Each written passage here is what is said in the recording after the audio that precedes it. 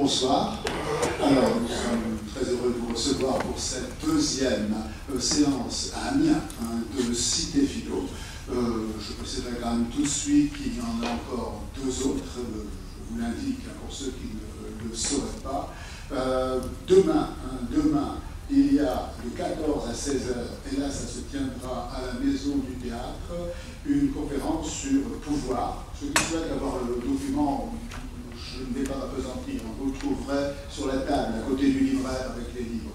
Et le mercredi 18 décembre, là, il y aura une conférence autour d'une pièce de théâtre de la Maison du Théâtre qui s'appelle Voilée.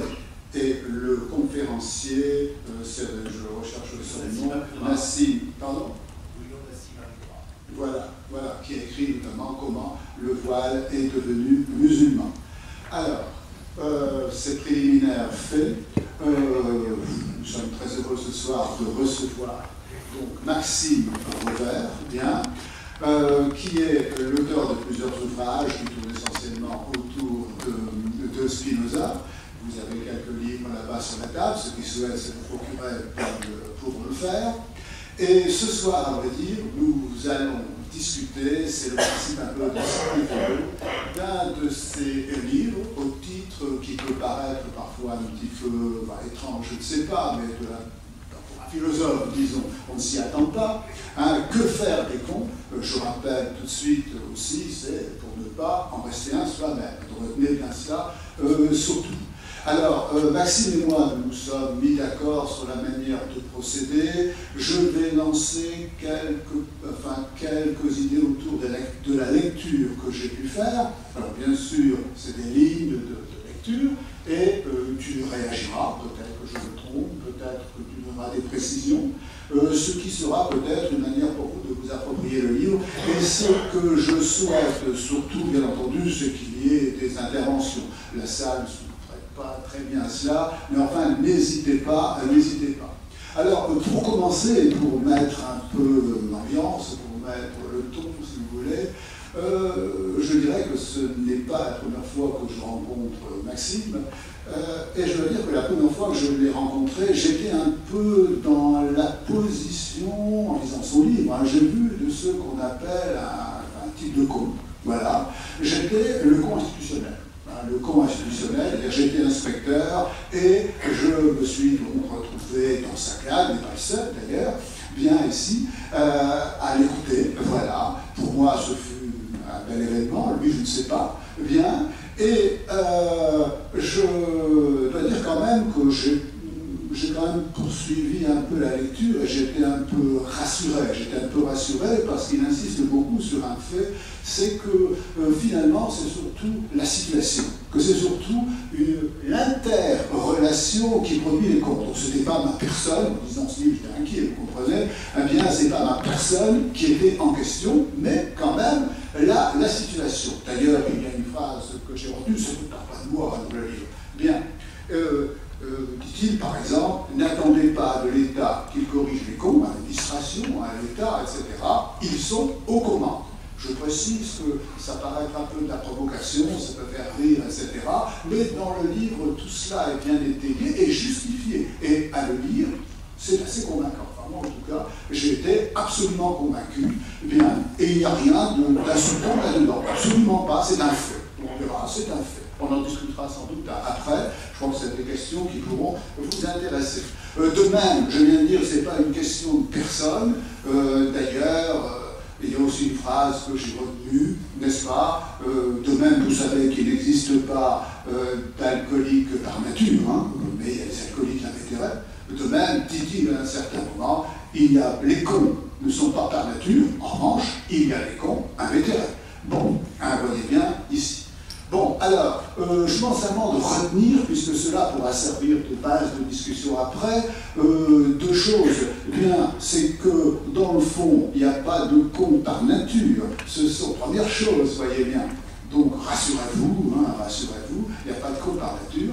Mais, en revanche, ce sont les situations, les interactions, nous verrons ça. Et n'oubliez pas que nous sommes tous dans des interactions. Après tout, ici, dans cette salle, vous êtes venus avec certaines attentes, bien.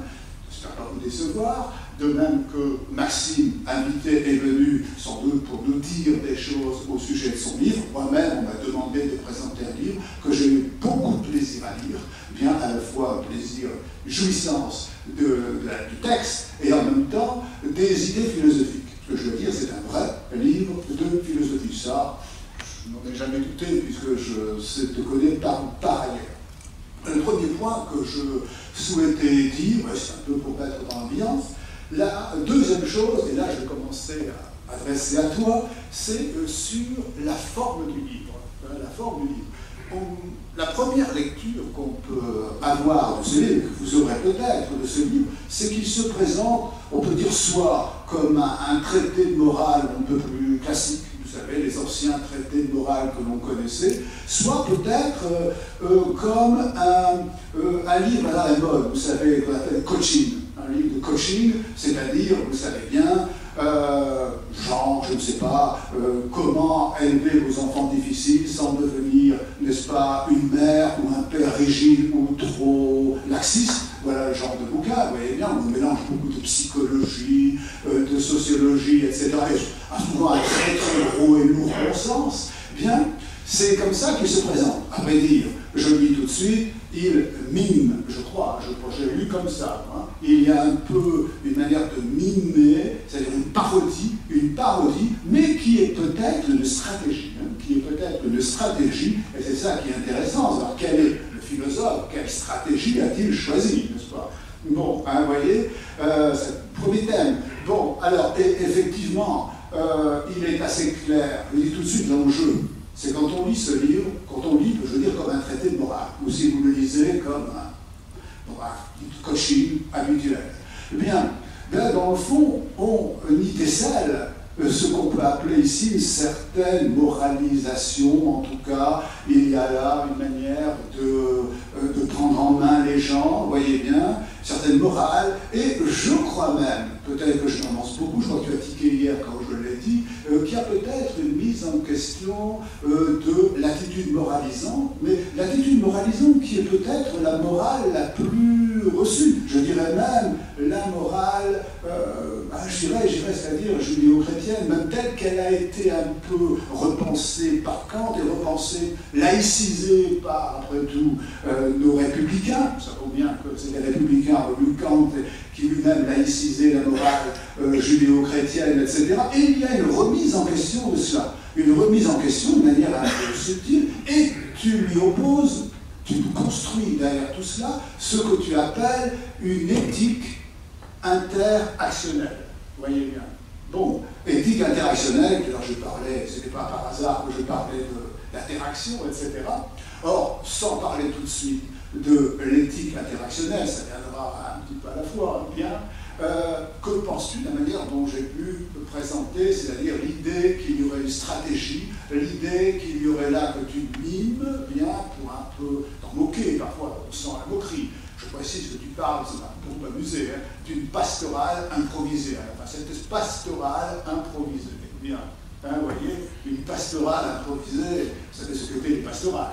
Donc, alors, Maxime, comment réagis-tu à cette...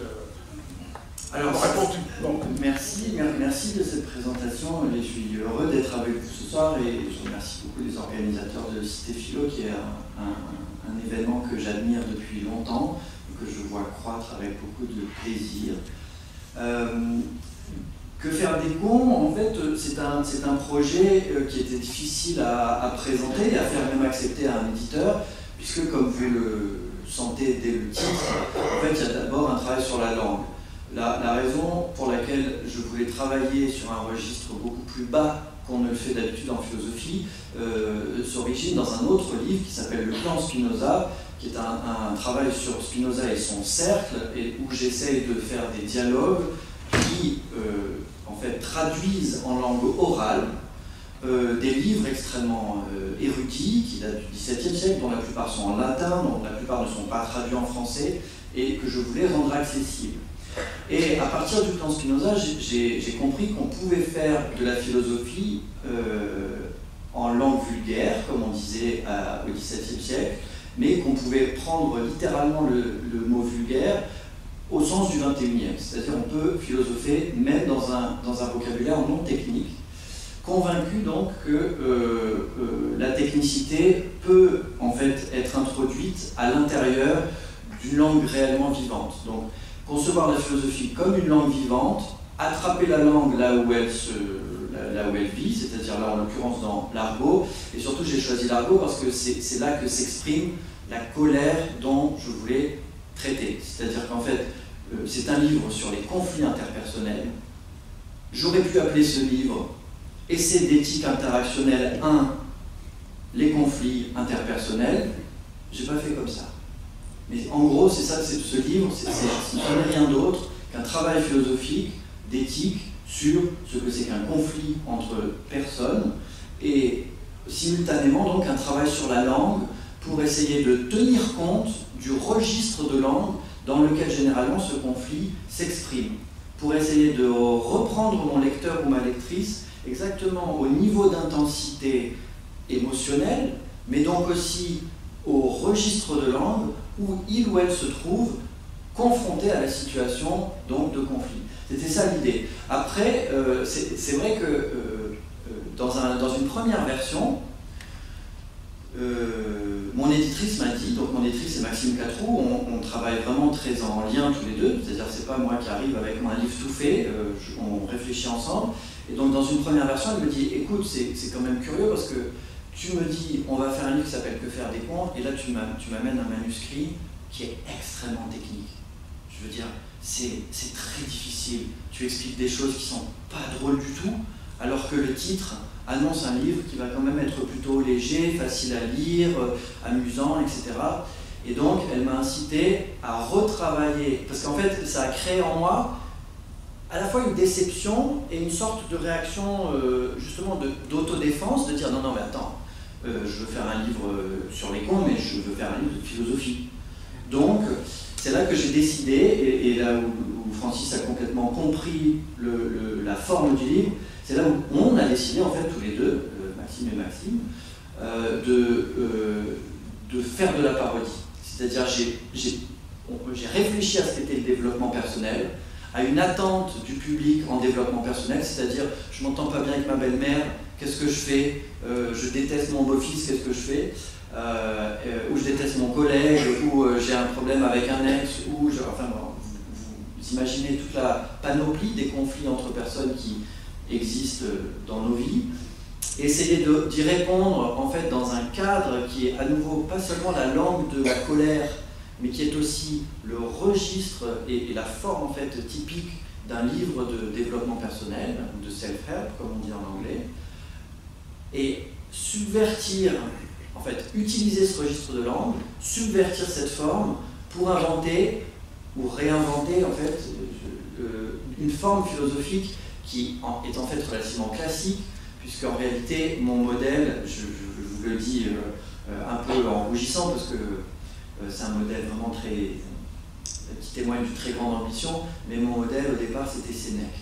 Sénèque c'est quand même un philosophe qui écrit des livres qui sont relativement courts, qui ne sont pas destinés à être excessivement techniques, mais qui sont appuyés en arrière-fond sur toute la structure conceptuelle de la philosophie stoïcienne, et qui à un moment sont coulés comme ça dans ce latin très mondain qui est celui de Sénèque. Bon, alors moi je voulais faire quelque chose de comparable, et puis je me retrouve avec un livre qui a mis au point des concepts qui définissent ce que j'appelle l'éthique interactionnelle, mais qui se présente comme un livre qui n'est pas trop long. Vous voyez, c'est pas un traité de 400 pages comme je serais bien capable de faire si on me laissait tranquille.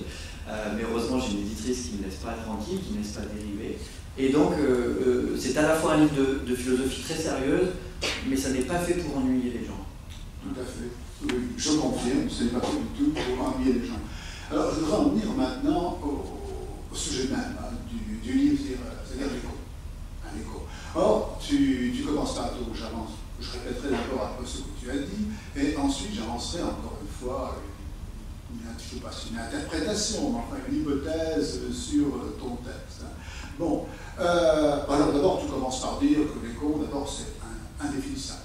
c'est indéfinissable, la connerie, pas la connerie, le con, bien, tu fais une distinction, enfin, c'est indéfinissable, c'est-à-dire qu'en gros, c'est partout, c'est nulle part, c'est-à-dire c'est ici aussi, hein, donc ça circule, oui, ça circule, bien, et tout simplement parce que, mais c'est pourquoi j'étais parti sur le thème d'interrelation, de relation, tout est dans les relations. Les relations, par définition, c'est fluide, et tu définis, on ne peut pas en faire une chose, vous voyez bien, et ça me semble intéressant, c'est que la connerie, tu dis, c'est un événement. Elle est de l'ordre de l'événement. C'est-à-dire, dans le fond, d'événement, attention, c'est quelque chose qui peut nous arriver à tout moment.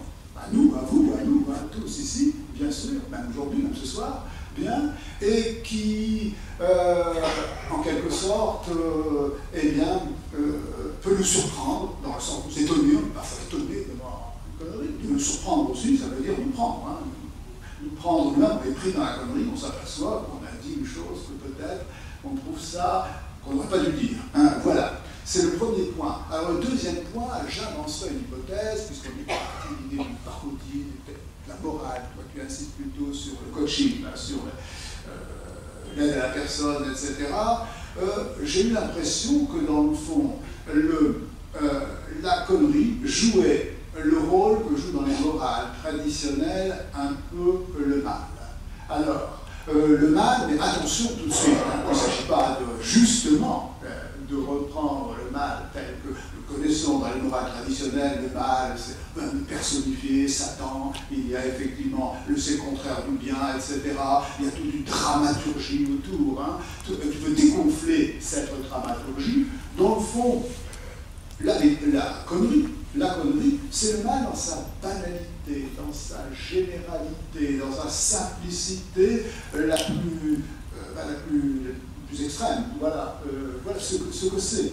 Donc, ce qui fait que, dans le fond, personne, dans le fond, n'y échappe, ne peut y échapper à un certain moment. Bon. Parce qu'en fait, oui, l'idée c'était de partir d'un mal quotidien, l'une des thèses du livre étant que la forme contemporaine du conflit est pulvérisée.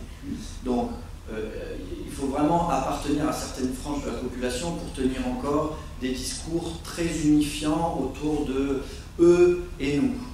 D'une manière plus générale, on a des formes de conflit maintenant qui sont très localisées, c'est-à-dire que vous avez des interactions négatives tout autour de vous, et ça se passe à la boulangerie, et ça se passe au bureau, et puis ça se passe dans les familles, et ainsi de suite. Mais c'est peut-être moins autour de, par exemple, de formes racistes ou xénophobes qui va faire que vous refuserez d'adresser la parole à quelqu'un qui ne correspond pas à vos propres codes. En réalité, ces formes-là continuent d'exister. Peut-être qu'elles feront un retour, mais il me semble qu'il y a quelque chose de très intéressant à penser dans les micro-conflits. Donc il y a des tout petits conflits qui se passent à toute petite échelle et qui souvent ne sont pas nécessairement suivis de très grands effets, mais qui en réalité sont les lieux de décrochage permanent qui font qu'en fin de compte, effectivement, on va se retrouver avec des individus très atomisés. Justement du fait de conflits comme ça qui se seront démultipliés. Donc il y a une vraie figure du mal, c'est-à-dire ce que nous appelions le mal comme une sorte d'entité ontologique, un problème moral majeur, peut être abordé à partir de ces micro-événements qui paraissent relativement mineurs. Et moi, ce qui m'intéressait, c'était de montrer justement que le con, ou la conne, c'est-à-dire la personne que vous identifiez soudain comme la cause de votre agacement, en réalité est en train de vous faire entrer dans une posture, de vous faire prendre une posture qui est une posture qui est à la fois de rejet, c'est-à-dire c'est-à-dire dans le rejet, il y a même deux choses différentes. Il y a une émotion, c'est-à-dire qu'il y a une émotion qui est une colère, le plus souvent, mais ça peut avoir beaucoup de formes. Un jugement, c'est-à-dire que vous estimez que réellement la personne est dans son tort, qu'elle agit moralement mal, c'est pas comme ça qu'on doit se comporter. Et enfin, je dirais que ça vous entraîne dans une sorte de blocage cognitif qui fait que vous n'avez plus envie de comprendre ce qui se passe, puisque de toute façon, c'est sa faute. Donc vous voyez qu'il y a une sorte de réaction en chaîne qui fait qu'on part d'une émotion, qu'en fait cette émotion va s'exprimer verbalement par une fausse proposition logique, c'est-à-dire, par exemple, l'attribution d'un prédicat de connerie, cette personne est une conne ou c'est un con, donc, ce qui exprime un jugement moral, et à partir de ce jugement moral qui signifie c'est sa faute, eh ben, la notion de faute occulte ou en fait paralyse votre capacité à comprendre les choses. Donc à partir du moment où vous avez identifié quelqu'un et que vous lui avez attribué une faute, c'en est fini de votre intelligence, puisque vous êtes complètement bloqué. Et c'est ce bug, en fait, qui, comme vous voyez, traverse tout l'individu, c'est-à-dire que ce n'est pas seulement mental. Ça commence dans l'émotion, ça continue dans, je dirais, la moralisation de la situation, et ensuite ça finit en blocage total. Et l'un des propos du livre, c'est de dire, vous voyez, ça montre que lorsqu'on identifie un con et une conne, en réalité, il y en a toujours deux. Il y a celui que vous identifiez face à vous, et il y a celui ou celle que vous êtes en train de devenir. C'est structurel en fait, hein, c'est pas le fait d'un choix. Immédiatement, si vous pensez de quelqu'un que c'est un con ou une conne, c'est qu'en réalité, la connerie est en train de vous prendre. Donc c'est un système circulaire, d'où cette idée d'une morale interactionnelle, c'est-à-dire, attention, ce qui se met en place, ça n'est pas la faute de la personne, ça n'est pas non plus votre affaire à vous. C'est là où justement on s'éloigne du développement personnel, parce que le développement personnel irait vous dire, c'est à vous de gérer vos émotions, revenez vers vous, reprenez le contrôle, qui est tout un discours justement que j'attaque très violemment, puisqu'en fait, vous ne reprendrez pas le contrôle, ça ne fonctionne pas comme ça. Donc vous ne reprendrez pas une émotion une fois qu'elle a explosé, vous aurez tout le mal du monde à la faire redescendre. Si vous voulez la faire redescendre, il va d'abord falloir l'exprimer.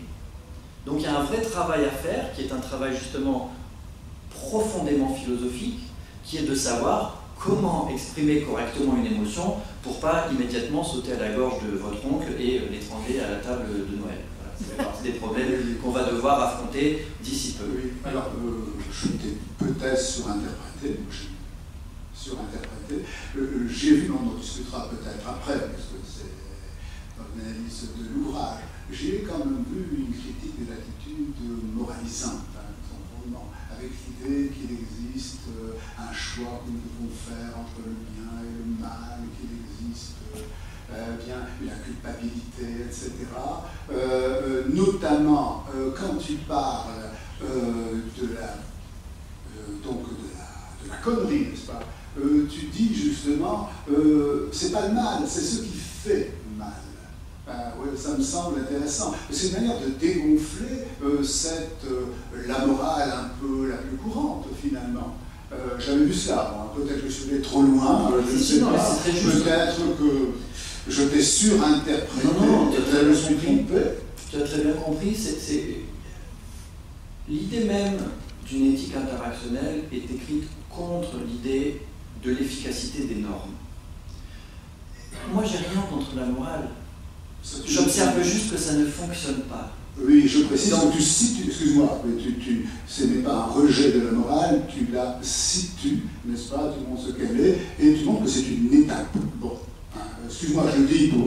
Non, c'est juste, et je pense que, donc, je ne veux pas attaquer vos convictions à vous, mais je me permets d'en avoir rien à faire. Ça ne m'intéresse pas en fait. Vous avez des convictions morales, vous êtes certain ou certaine qu'il y a des choses qui ne se font pas. Et bien, j'ai la même conviction.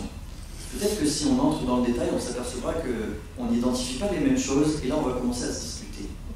Donc, je propose de faire ce que j'appelle maintenant une boîte noire, et justement, la connerie, en fait, ça a été ma première boîte noire en philosophie, c'est-à-dire, les philosophes apprennent, c'est comme ça qu'on est formé, on apprend à définir. C'est une obsession qui naît en fait avec Socrate et que Platon, Aristote et beaucoup d'autres après vont garder comme étant l'un des fondements de la philosophie. Il faut d'abord définir les termes et savoir de quoi on parle. Avec la connerie, j'ai été confronté au premier mot qu'il ne faut surtout pas définir. Parce que déjà, on va commencer à se discuter. Donc, on va le garder, on ne sait pas ce que c'est. Mais on le garde comme une boîte noire, on regarde ce qui en sort. Et la morale, ça fonctionne un peu comme ça. Ça veut dire, le bien et le mal, j'ai conscience que vous avez tous une certaine notion de ce que c'est que le bien et le mal. Rassurez-vous, moi aussi, il y a des choses que je trouve absolument inacceptables, contre lesquelles je lutterai de toutes mes forces, toute ma vie, etc. Mais ça, on va le garder comme entre parenthèses pour travailler d'une manière non normative, donc, comme le disait à l'instant Francis, c'est-à-dire essayer de voir comment, dans une situation quelconque, nous allons pouvoir faire en sorte que la situation dans son ensemble se dirige vers ce que vous considérez comme le bien, le mieux, ou qu'on s'éloigne au moins de ce que vous considérez comme mal ou le mal. La première étape de ce travail, c'est justement de diminuer un tout petit peu l'intensité morale de cette affaire, je dirais par une régression. Je vous ai décrit tout à l'heure les 3 étapes, c'est-à-dire l'émotion vous prend, cette émotion s'exprime par une morale, et cette morale fige en quelque sorte vos capacités intellectuelles. Eh bien, l'une des étapes, c'est de passer de la morale à l'émotion, c'est-à-dire de faire une régression dans ce phénomène en disant « Attends, ce que je juge être un mal, peut-être on remet entre parenthèses le jugement moral, je ne sais pas si c'est mal ou si c'est bien, peut-être que dans l'organisation générale de l'univers, c'est un bien. Il fallait que cet abruti fasse ça pour que l'ordre du monde soit respecté, ça c'est l'idée des stoïciens, c'est pas forcément la mienne, mais je voudrais juste que nous apprenions tous à mettre entre parenthèses le jugement pour revenir à nos émotions le temps d'un travail. Et là, vous vous apercevrez que, effectivement, vous êtes dans une certaine émotion, la colère, la tristesse, la déception, et ainsi de suite. Ça, c'est la première étape du travail. Oui, je voudrais justement revenir là-dessus, parce que comme tu...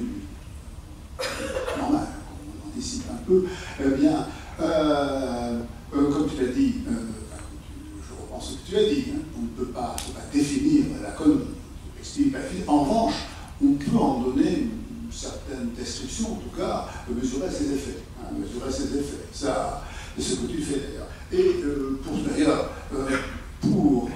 vais tout de suite avancer le terme, tu parles récemment d'un naufrage interactionnel. Le naufrage qui m'a semblé aussi très intéressant. Bien, alors je crois que le plus simple, hein, c'est de prendre un exemple. Je crois d'ailleurs que je te reprendrai sans doute un peu. Hein, bien, imaginez que vous êtes, n'est-ce pas, dans une file d'attente, un guichet à la poste, par exemple, je prends plusieurs fois cet exemple-là, il y a un malotru qui passe devant vous, qui vous bouscule un peu, bien entendu, vous protestez, n'est-ce pas? Je vous remarquez que lui, immédiatement, peut aussi répondre, vous dire tout simplement, écoutez, moi, j'ai autre chose à faire que d'attendre. Sous-entendu, c'est vous qui êtes le con, qui perdez votre temps, effectivement, là. Vous voyez bien sûr, il peut y avoir de la surenchère, vous allez peut-être, bien sûr, vous mettre à vouloir justifier, etc., voire parler de morale, au sens le plus général du terme, faire un sermon, etc. Vous voyez bien, après nous verrons, comme tu le dis, cela échoue nécessairement. Cela échoue nécessairement. Mais voyez tout de suite, comme tu l'as dit là, on constate, là, dans cette expérience la plus banale, je répète, du mal, dans sa banalité, du mal, sa banalité, il y a, comme tu viens de le dire, n'est-ce pas, d'abord une émotion, une forte émotion, une colère. D'ailleurs, une colère, et bien sûr, tout de suite, on essaie de porter un jugement. C'est un con, tout simplement, voilà. Ou alors, c'est mal. Et ce qu'il faut essayer de décrire un peu plus proche, c'est qu'est-ce qui se passe exactement. Or, comme tu le dis, quand vous êtes arrivé dans cette ville, dans le fond, vous êtes mis derrière, vous pensiez que les gens à côté de vous, il y a comme un accord tacite. D'accord, il n'est pas formulé, mais il y a comme un accord tacite, c'est que dans le fond, on est là, on va attendre, n'est-ce pas? Et il y a cet accord tacite suppose une réciprocité, je le fais, l'autre le fait. S'il y a une réciprocité, il y a quand même quelque chose d'un commun. Vous voyez bien, il peut y avoir une certaine forme de sympathie, un peu tu emploies très souvent. Aussi une confiance. Or, qu'est-ce qu'on voit, l'expérience de la connerie? C'est d'abord ce que tu appelles le naufrage interactionnel, c'est-à-dire que d'un seul coup, cette confiance, cette lien se trouve complètement détruit. D'où un grand désarroi qui manifeste, alors même si on ne sait pas, et il y a effectivement un grand désarroi qui manifeste quelque chose de plus profond, peut-être, on pourra en parler après, d'une commune humanité, quoique je ne crois pas que tu défendrais ça, mais enfin c'est pas complexe. On verra ça après. L'exemple de la file d'attente, c'est très simple et assez efficace. D'ailleurs, je pense que ça correspond réellement à ma vie. Je souffre dans les guichets de manière très forte. Je déteste faire les queues dans les files d'attente, tout ça. Bon, j'ai une sensibilité particulière à ce moment pendant lequel j'ai l'impression de perdre mon temps, donc je fais gentiment la queue. Et puis, alors ça m'est arrivé à la BNF dans des circonstances très drôles, c'est que donc il y avait une queue vraiment très longue pour rentrer dans la bibliothèque, et puis là-dessus un type arrive et passe devant moi. Et je lui dis, mais attendez, c'est pas possible, hein, monsieur, qu'est-ce que vous faites? Et puis il me sort une carte, il me dit, mais pour les chercheurs, en fait, il y a un coup de fil. Et là, je découvre, je suis chercheur. J'aurais pu moi-même, j'avais aucune raison de faire la file. Vous-même, lorsque quelqu'un, donc c'est un premier cas où, en fait, moi j'étais en colère, je jugeais son comportement, alors qu'en réalité, c'est lui qui était dans son droit. J'avais pas tellement le droit de contester le fait que lui coupe la file. Mais vous, mettons qu'il n'ait pas le droit. À l'arrière de ma colère, il y aurait aussi l'idée, mais vous vous rendez compte, si tout le monde faisait comme ça, ce serait le chaos. Oui, mais en Inde, tout le monde fait comme ça. Les Indiens ne font pas la file. Voilà, vous me direz peut-être que l'Inde, c'est le chaos, mais ça commence à être un jugement qui, vous le sentez, à quelque chose d'un peu xénophobe. Donc peut-être que c'est possible en fait de vivre et d'être des humains sans faire la file. Ce qui m'intéresse en fait, c'est que, comme l'a décrit Francis, une fois que vous entrez dans une interaction qui a ce ton, c'est-à-dire, mais monsieur, qu'est-ce que vous faites là? Vous ne voyez pas qu'on fait la file? Votre émotion s'exprime de telle manière qu'en fait elle va susciter chez l'autre une autre émotion. C'est-à-dire que lui, il va vous répondre pas du tout oh mais monsieur, je comprends votre colère, mais en réalité ce qui se passe c'est tout à fait différent. Ou alors, mais vous savez, en Inde ça se passe très bien et personne ne fait la file. Ça va pas se passer comme ça. Il va y avoir une réaction émotionnelle qui est de même nature, et donc à partir de là, en fait, on entre dans un circuit où en réalité ça s'alimente, c'est-à-dire la colère, théoriquement, toute chose égale par ailleurs, ça ne peut qu'augmenter. En fait, si réellement on regardait toute chose égale par ailleurs, ça dégénérerait dans un conflit tellement grave que, d'ailleurs on le voit chez les plus cons en général, quand deux cons se rencontrent et qu'il se passe ce genre d'interaction, ça peut finir par des coups. Pourquoi? Aujourd'hui, par rapport au livre, j'ai beaucoup réfléchi sur le naufrage parce que, en fait, donc en théorie des systèmes, ça m'intéresse beaucoup, puisqu'on a affaire à ce qu'on appelle de l'émergence. C'est-à-dire, peut-être qu'aucune des deux personnes est tellement mal intentionnée au départ, mais à partir d'une impulsion, il y a une autre impulsion qui va être générée, et les deux vont fonctionner en système. Là, je choisis que deux interlocuteurs, mais quand il y en a plus, c'est encore beaucoup plus complexe, puisque le système fonctionne de telle sorte que, en fait, il va s'auto-alimenter. C'est tout à fait comme ça qu'aujourd'hui, on considère le phénomène de la vie elle-même. La vie elle-même est considérée comme un phénomène émergent. Dans un naufrage, ce que j'appelle un naufrage interactionnel, ce qui se met à tourbillonner, en fait, c'est la création d'un système négatif de conversion. C'est-à-dire que moi, ce qui m'a intéressé, c'est que dans un naufrage, même si vous commencez à chercher à inverser le phénomène, c'est-à-dire que vous comprenez que vous avez face à vous plus con que vous, d'accord? C'est-à-dire qu'il est encore plus agressif, ou elle est encore plus agressive que vous. Donc là, vous dites, bon, oh là je vais commencer, je vais calmer le jeu, je vais essayer de lui dire, bon, écoutez, c'est pas grave. Et en fait, le naufrage, l'un des principes du naufrage, c'est qu'il convertit toutes les impulsions positives en impulsions négatives. C'est-à-dire que mais ça c'est facile à comprendre dans vos vies quotidiennes, vous l'expérimentez, c'est tout ce que vous faites pour calmer le jeu est interprété par l'autre comme étant le signe que vous êtes vraiment le con ou la conne que lui estime que vous êtes. C'est-à-dire que plus vous faites des efforts, plus en réalité le naufrage augmente, exactement comme des sables mouvants. Comme vous savez, les sables mouvants, plus on se débat, plus en fait le système qui vous absorbe vers le bas s'active. Et donc les grains de sable vont vous absorber encore plus facilement. Et un naufrage interactionnel, c'est ça, c'est-à-dire une fois que vous avez mis en place une interaction d'agressivité, même si vous vous réveillez et vous vous dites bon, ok, j'ai compris, là ça se passe mal, je vais montrer un visage plus avenant. en réalité, ce sera de nouveau interprété en votre défaveur et ça va augmenter le conflit. Donc, comme vous voyez, à partir du moment où on prend en compte ce fonctionnement systémique, on ne peut plus s'en sortir avec la morale habituelle.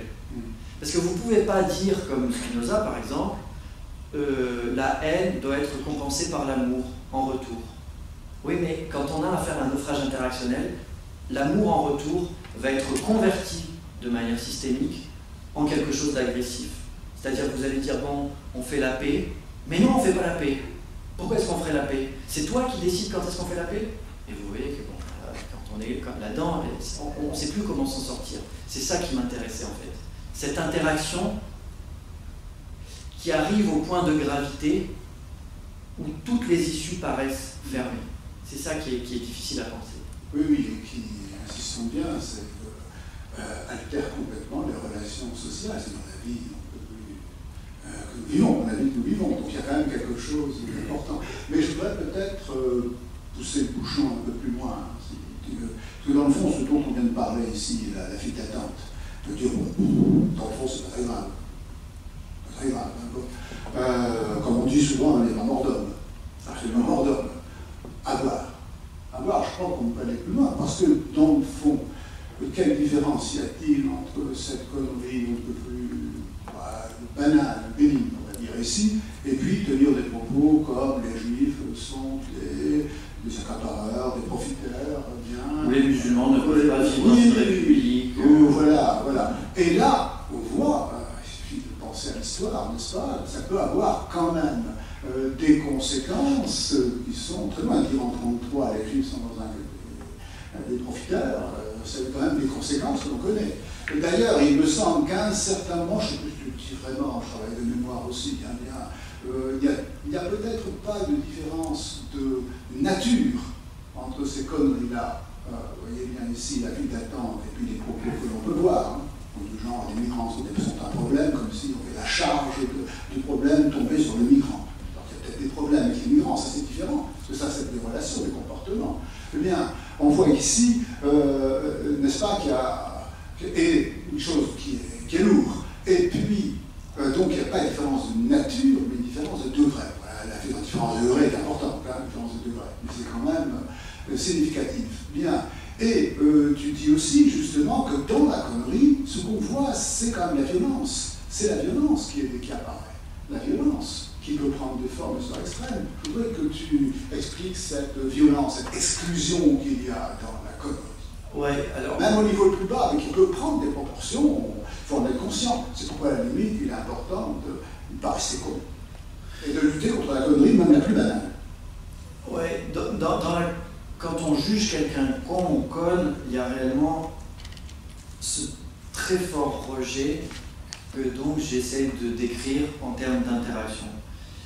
En fait, si ce rejet prend les proportions incontrôlées qui sont impliquées par ce que j'appelle le naufrage, c'est-à-dire que le naufrage, ça tourne en roue libre, c'est autonome, quelque chose devient autonome. En fait, ce qui se naufrage, c'est plusieurs choses successives qui peuvent donc expliquer ces différentes échelles. En l'occurrence, la première chose qui se naufrage, c'est la confiance dans l'autre personne, c'est-à-dire le con ou la conne ne sont pas exactement des humains, vous les considérez plus exactement comme des humains. Vous trouvez que là, c'est un individu qui se comporte de telle sorte qu'il ne correspond plus à ce qu'un homme ou une femme doivent faire. Donc, comme il ne correspond plus à votre idée normative de l'humain, en fait, là, il y a quelque chose qui est en train de se perdre. Et ce qui se perd aussi, c'est la confiance dans le fait qu'en lui parlant, la personne va comprendre ce que vous dites. Et il y a autre chose réciproquement, c'est que vous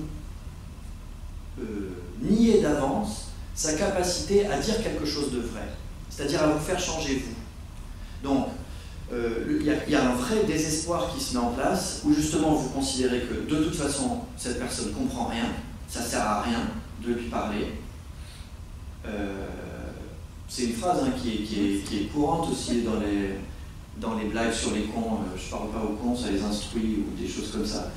Il y a vraiment dans toute notre imaginaire culturel qui s'est construit autour de la connerie, dans beaucoup de phrases de Michel Audiard, il y a cette idée que les cons, laissez tomber, il faut en désespérer, il n'y a rien d'autre à en attendre.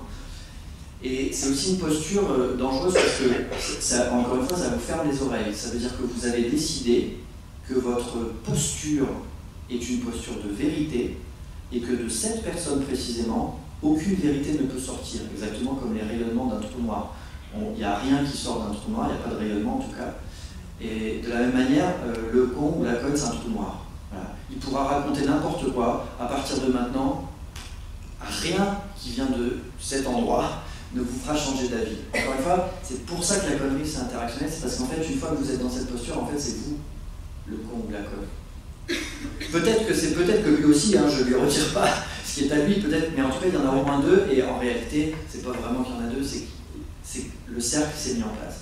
Et donc, ce qui m'intéresse pour répondre à la question de la gravité, c'est que vous vous rendez bien compte qu'à partir du moment où dans des petites interactions, il est possible de perdre le sentiment que non mais attendez, on est tous des êtres humains, donc on parle la même langue, là, enfin en tout cas dans un échange quotidien où j'imagine que nous parlons la même langue, il n'y a pas de raison de désespérer de notre capacité à communiquer. Mais, par hypothèse, si vous vous mettez sérieusement en désespéré, a priori, il n'y a plus de limite. C'est-à-dire que non seulement on se met à s'insulter, parce que c'est comme ça généralement que les gens expriment leur désespoir dans la communication. Hein. C'est ça aussi, c'est pour ça que l'argot, ça m'intéressait, et de garder le mot d'argot en titre, c'est que l'argot, c'est un moment linguistique très intéressant, puisque c'est le moment où, en fait, c'est pas, on a l'image de l'argot comme l'outil de l'émotion, c'est tout. C'est l'émotion qui vous submerge et vous allez vous exprimer mal. Oui, mais il y a autre chose sur quoi j'attire votre attention maintenant, c'est que quand même dans l'insulte, il y a autre chose que de l'argot. Il y a réellement de l'agression de l'autre. Et pourquoi est-ce que vous l'agressez en l'insultant? Ça va vous apporter quoi exactement? Alors vous allez dire, au moins ça me soulage.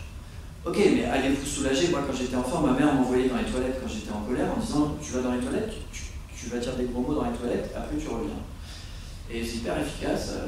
J'allais dans les toilettes, je disais des gros mots, je revenais, je m'étais calmé, ça m'avait pris 10 minutes en général. Donc, en réalité, il y a quelque chose de plus dans l'insulte qui est réellement que vous allez désirer abîmer la personne dans son existence en tant qu'être parlant. C'est-à-dire que vous voulez qu'elle entende quelque chose qui lui fait mal, qui est verbal en fait. Ce qui montre entre parenthèses que vous n'avez pas complètement désespéré de lui ou d'elle, parce que le moment où réellement, justement, le naufrage est complet, c'est-à-dire où vous n'avez même plus besoin de l'insulter, c'est là où vous devenez carrément dangereux. Parce que là, ça veut dire que vous allez faire passer votre rejet par des actes, et ces actes, en fait, réellement, justement, vous parliez des migrants tout à l'heure, ces actes, ça peut être une manière de détourner complètement le regard et de laisser les gens mourir, mais ils vont mourir physiquement, pas réellement. Et donc, il y a réellement un travail à faire sur des manières d'exclure, des manières de laisser naufrager l'humanité, notre co-humanité, et les liens, je dirais, qui nous permettent à la fois d'être des êtres parlants, des êtres pensants, et des êtres sentants. Je crois que c'est très important. Oui, d'accord. J'aimerais qu'on aborde maintenant, justement, la réaction vis-à-vis de la connerie. Hein. Je viens de voir quand même que la connerie, c'est pas si insignifiant que ça. Hein. On vient de voir ici. Or, il me semble que, enfin, il ne me semble pas, je crois le reprendre quand même, que tu dégages, à part bien sûr les insultes, ça, tu en parles, mais il y a 3 attitudes que l'on peut adopter vis-à-vis de la connerie, et tu montres comment elles ne peuvent qu'échouer.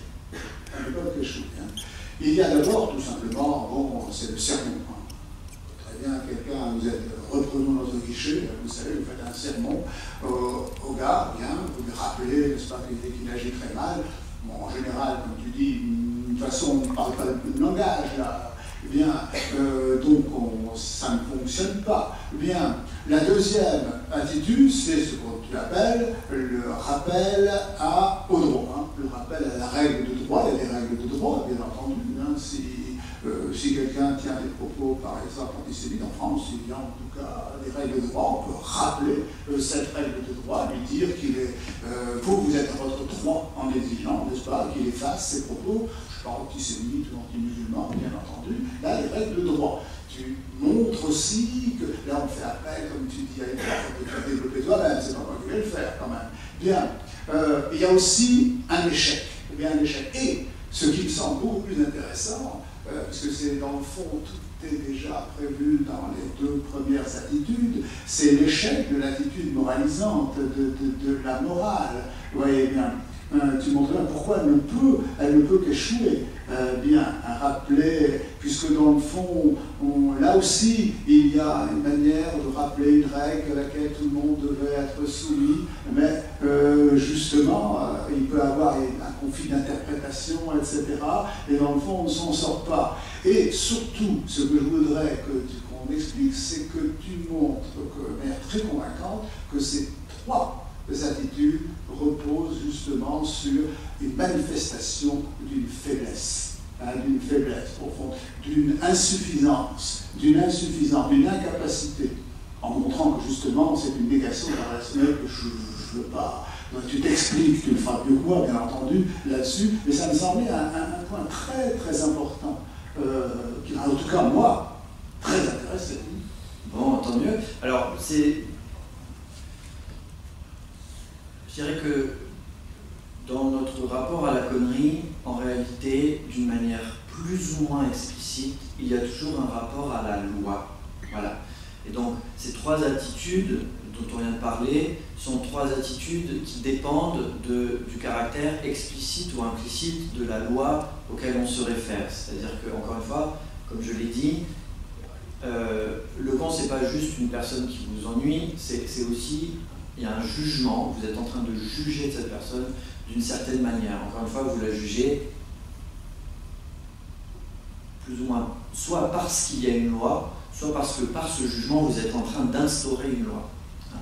Et donc, il y a plusieurs cas, et j'essaie de les étudier les uns après les autres dans le livre, mais pour les résumer en deux mots, je vais prendre le cas où il existe une loi civile, ce qu'on appelle la loi positive en philosophie, et le cas où il n'existe pas de loi explicite, et c'est ce qu'on appelle en philosophie la loi morale.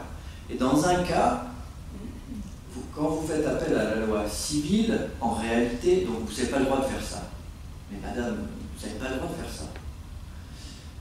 C'est un mauvais calcul parce que quel est le droit ou quel n'est pas le droit, de toute façon vous allez faire quoi? Et d'ailleurs les cons vous le répondent, vous allez appeler les flics. Et vous allez appeler les flics, alors les flics ils vont faire quoi? Et puis alors, ou si c'est grave, mais alors vous voulez vraiment rentrer dans un conflit? Et ça c'est typiquement, alors je vais prendre un exemple qui est particulièrement brûlant puisque c'est l'un des points sur lesquels les mœurs par rapport aux décennies précédentes sont en train de changer de manière drastique, mais une main aux fesses. Aujourd'hui c'est interdit par la loi, mais d'abord on a mis longtemps à ce que la loi puisse l'interdire, mais ensuite une fois que vous avez dit ça, en réalité si vous êtes victime de ce genre de comportement, vous n'avez pas du tout envie de rentrer dans une procédure où vous allez devoir déposer plainte, rentrer dans un procès, etc.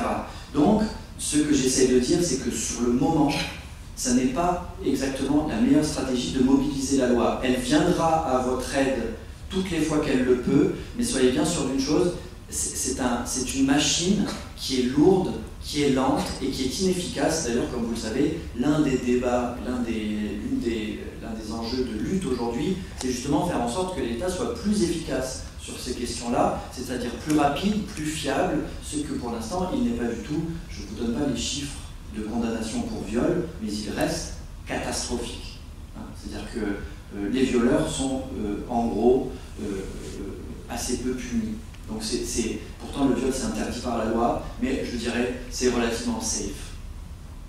Aujourd'hui en France, on peut encore violer impunément, c'est une réalité.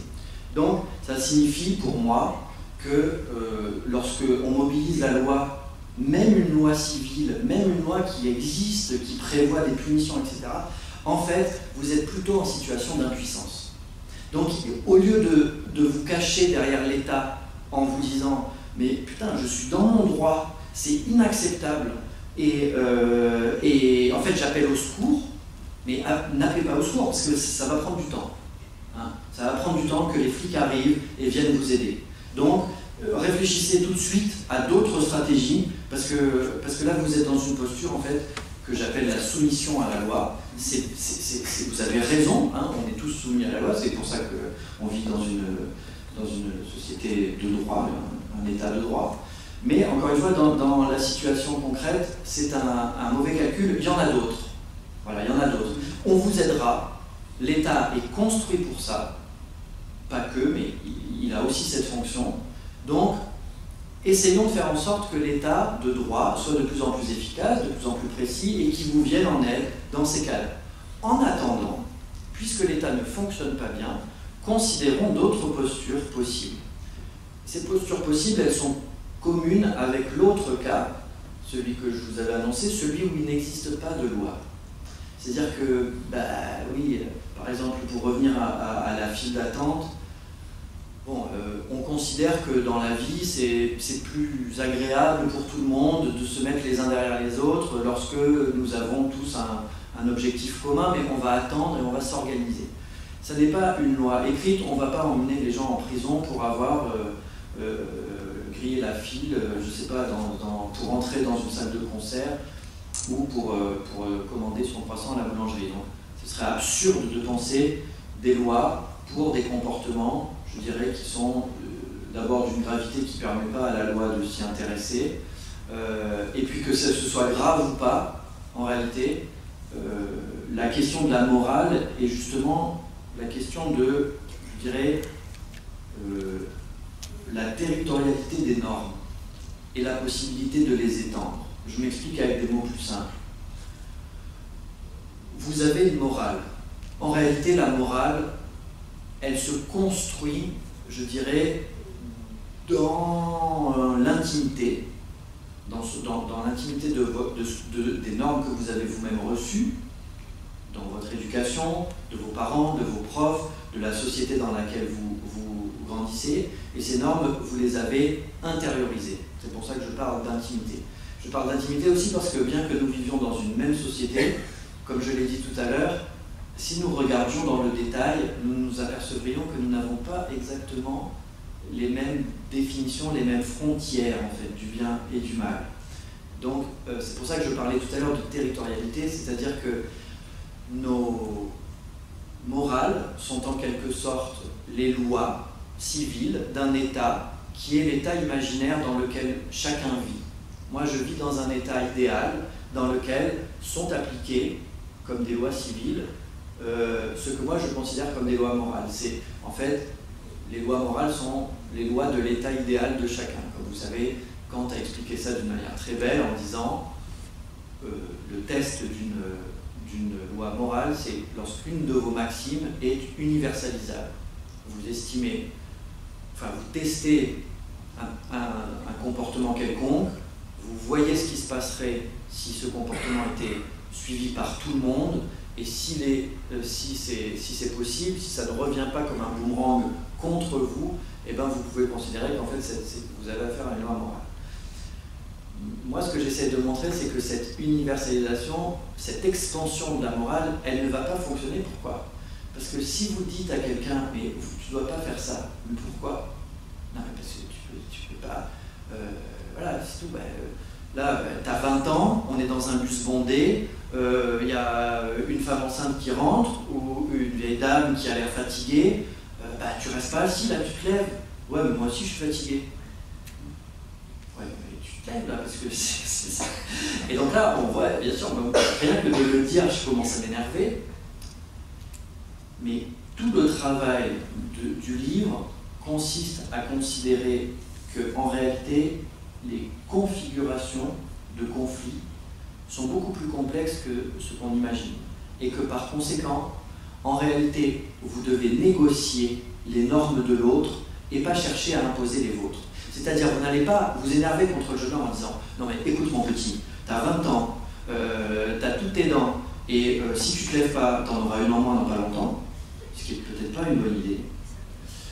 Parce que c'est peut-être vous qui finirez avec une dent en moins, et puis d'une manière générale, la violence n'est pas réellement une solution.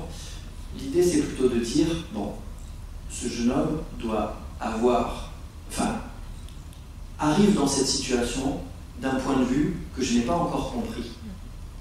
Donc, de lui, je peux accepter qu'en fait, il soit porteur d'une vérité. Mais cette vérité, je ne la connais pas. Donc maintenant, il faut que je me mette en quête de où il est. Où est la vérité en lui? Où est-ce qu'il est lui dans cette configuration? Comment c'est possible qu'un jeune homme me réponde et qu'il aille justifier ce qui pour moi est moralement injustifiable, c'est-à-dire que lui il reste assis comme un abruti qu'il est, alors qu'il y a quelqu'un qui a besoin de se reposer. Et comme vous le comprenez, en réalité, dans des interactions très rapides, comme on est dans un bus, etc., vous y arriverez peut-être pas. Mais remarquez bien, pour être réellement concret, que si vous entrez dans un dialogue avec lui, il va se passer quelque chose, c'est hyper prévisible, c'est que quelqu'un d'autre va se lever. Non? Ou pas. Il y a une haute probabilité pour que parmi les 30 personnes assises dans le bus, il y en ait au moins une qui se lève. Si dans ce cas-là, s'il y en a une qui se lève et que la personne qui en a besoin peut s'asseoir, vous êtes obligé d'admettre avec moi que le conflit est terminé. Le con de jeune qui est resté assis, il peut continuer sa vie, et c'est l'un des enjeux du vivre.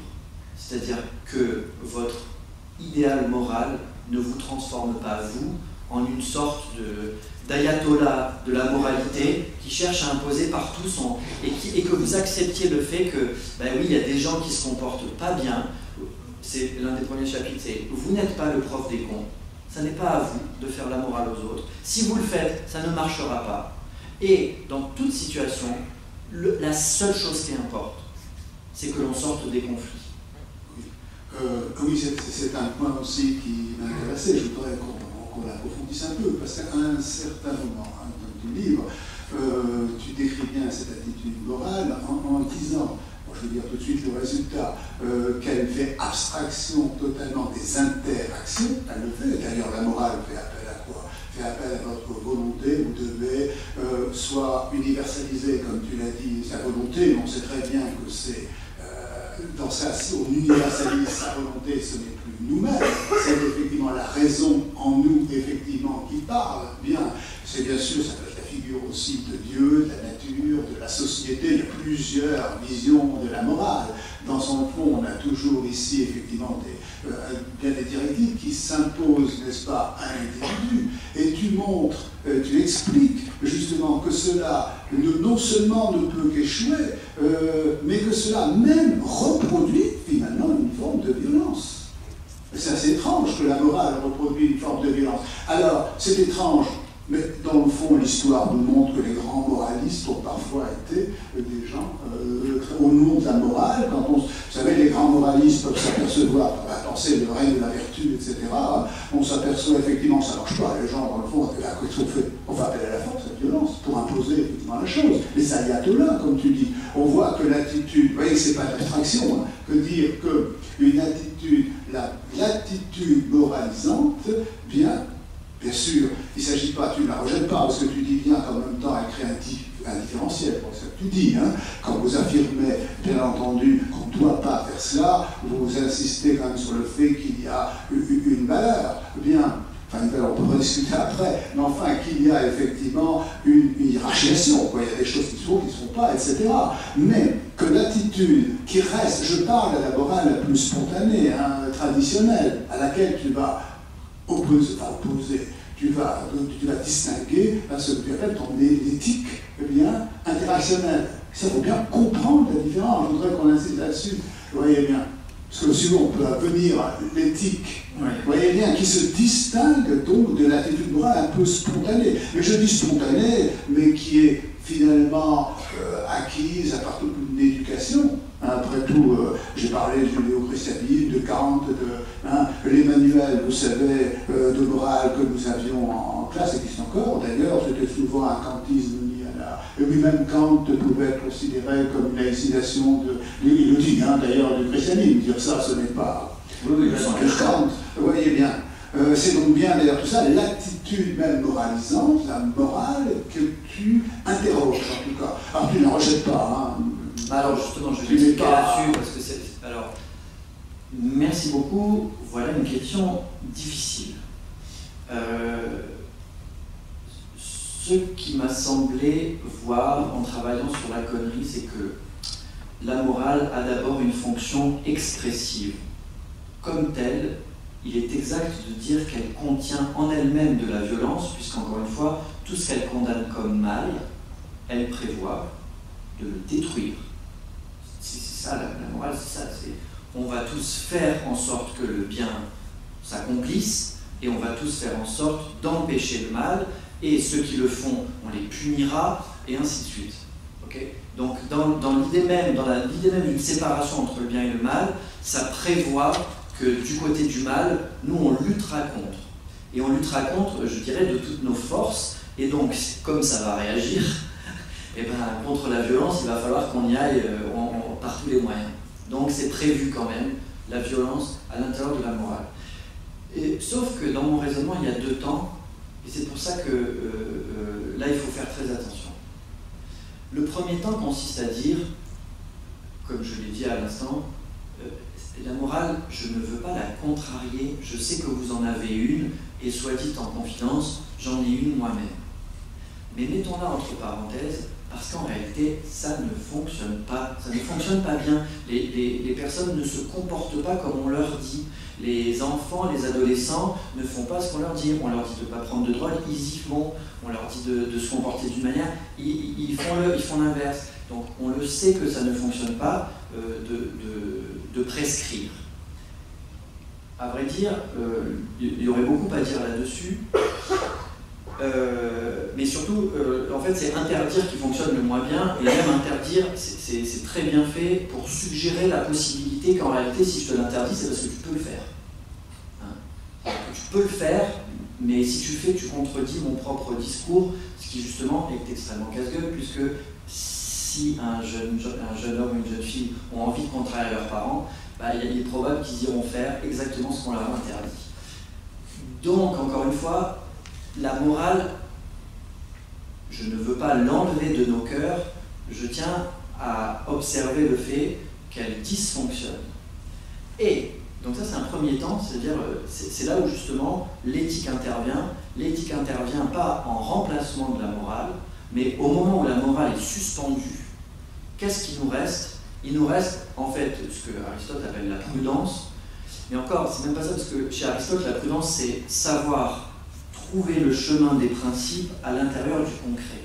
Moi, je voudrais une prudence aristotélicienne, mais plutôt machiavélienne. Et même chez Machiavel, en fait, il est très aristotélicien. Chez Machiavel, on fait le mal pour quand même maintenir son pouvoir, mais malgré tout, in fine, le meilleur pouvoir, c'est celui qui arrive à éviter le mal. Donc Machiavel lui-même reste, en fait, aristotélicien, et donc en ce sens, il reste un moraliste. Moi, je voudrais être un éthicien, c'est-à-dire quelqu'un qui n'a absolument plus besoin de se référer au bien pour que nous puissions nous orienter simplement vers le mieux. Et la boussole pour aller vers le mieux, c'est l'émotion. C'est-à-dire, il faut que vous... Bon, d'ailleurs, en fait, il faudrait que je développe rapidement une théorie de l'émotion comme n'étant pas quelque chose d'intérieur, mais pour être simple, on va la garder intérieure là, pour aujourd'hui.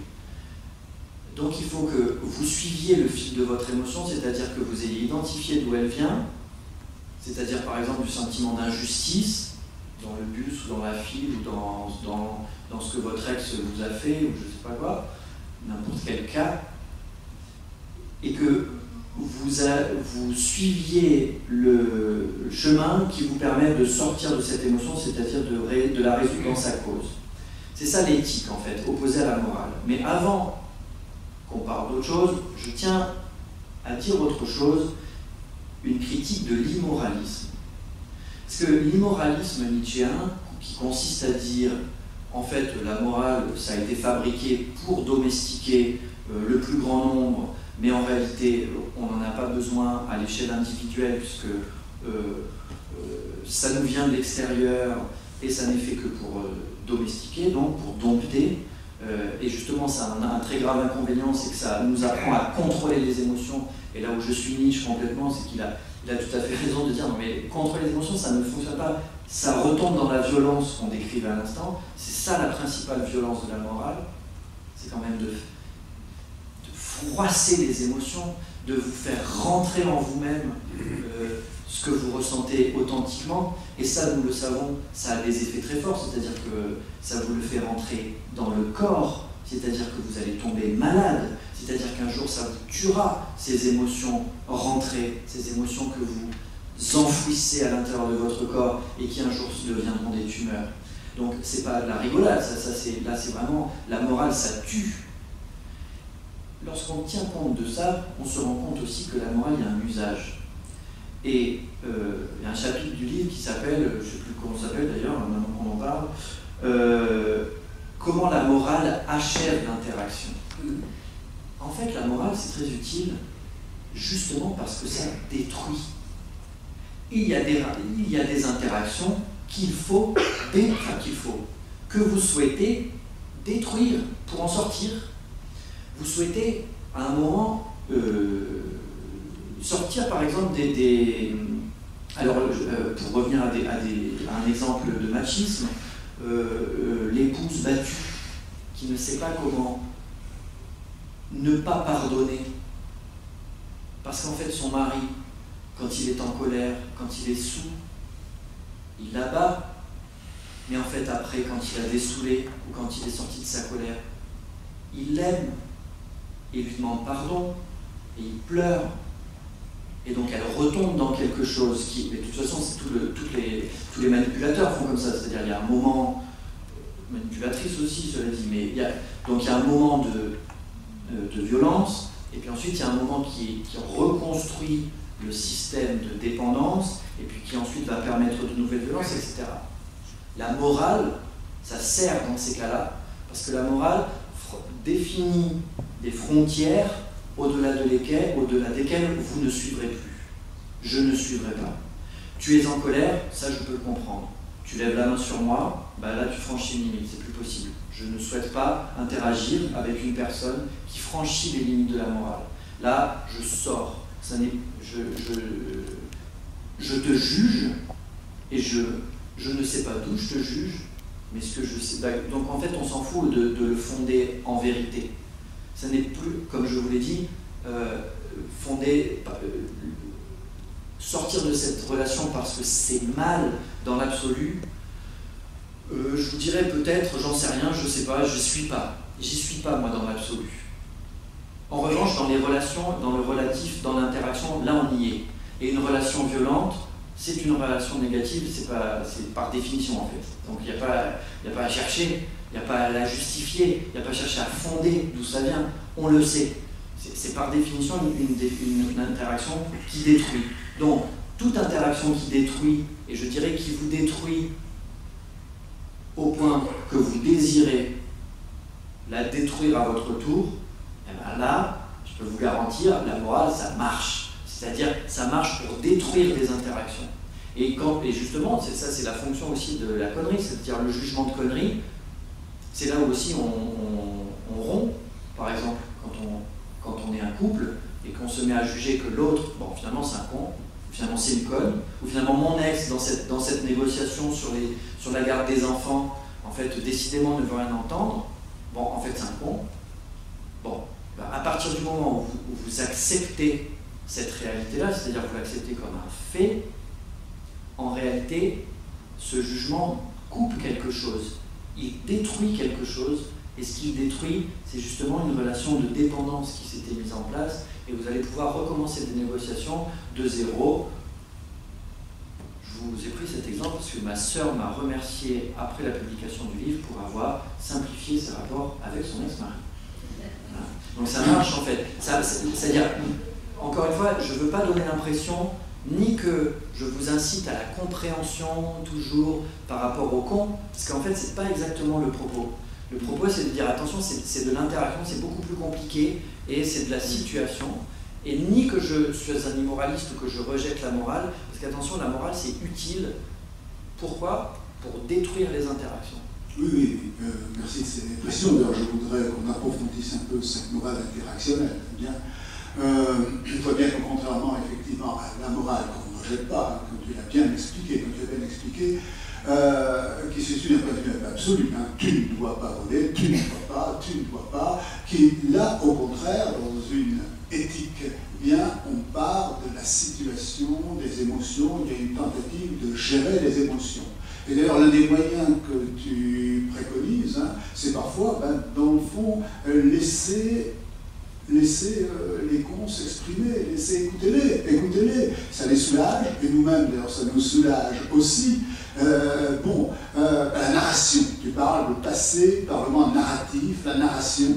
Bon, et le deuxième point moi, que j'ai remarqué et qui m'a peut-être plus intéressé, c'est la dimension du langage, de la parole.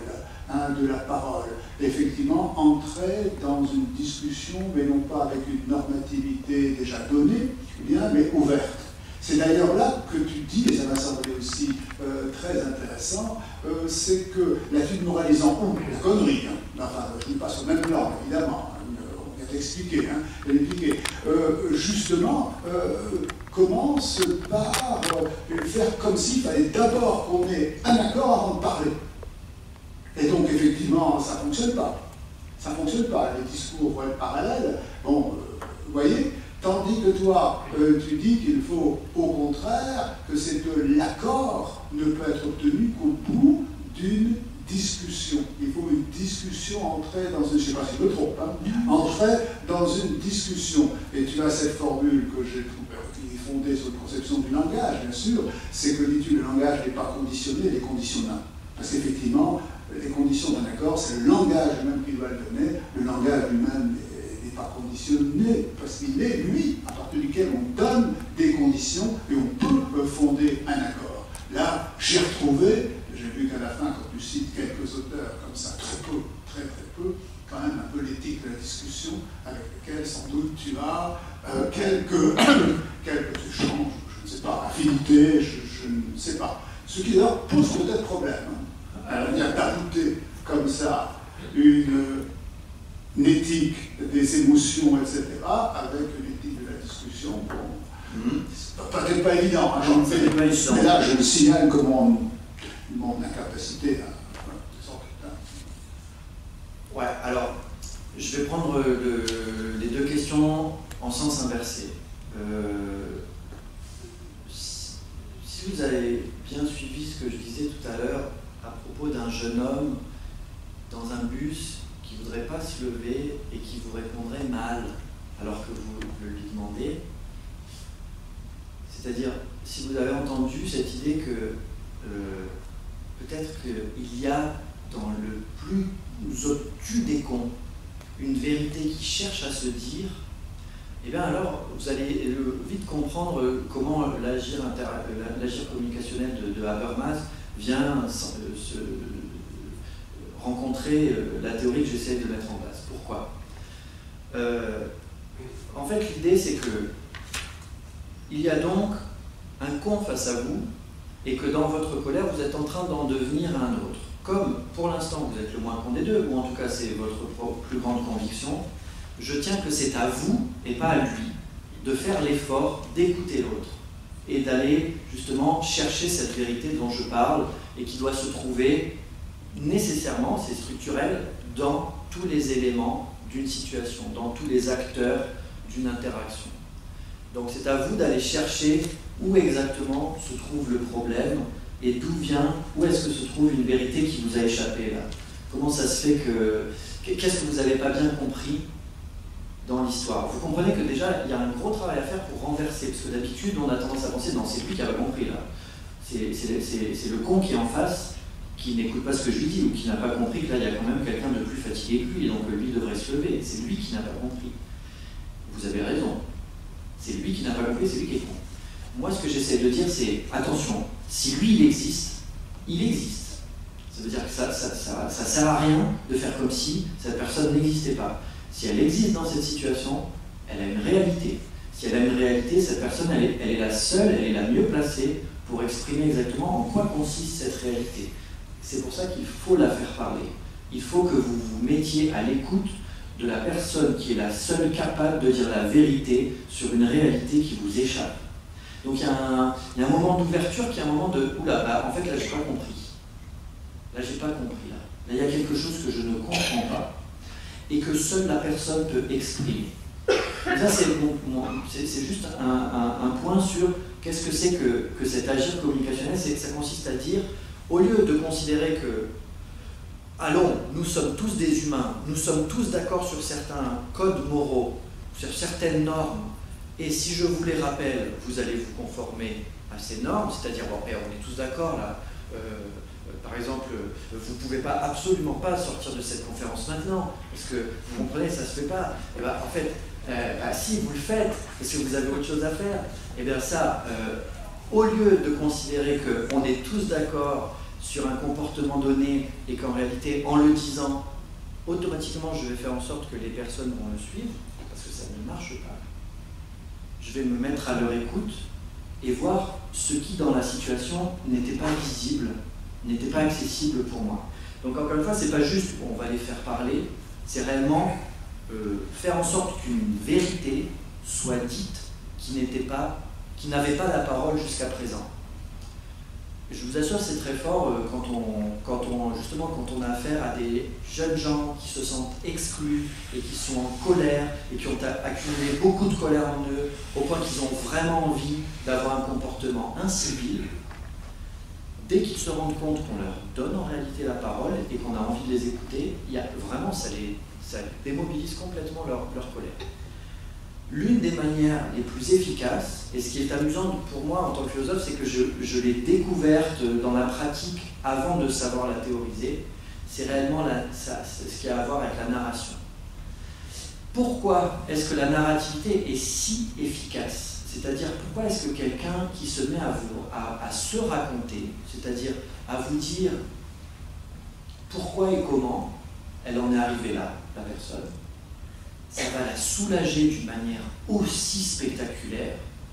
Ça, j'avoue, je savais que je l'ai expérimenté, mais je ne savais pas très bien comment ça marchait. Aujourd'hui, je peux vous proposer une esquisse de théorie qui serait la suivante.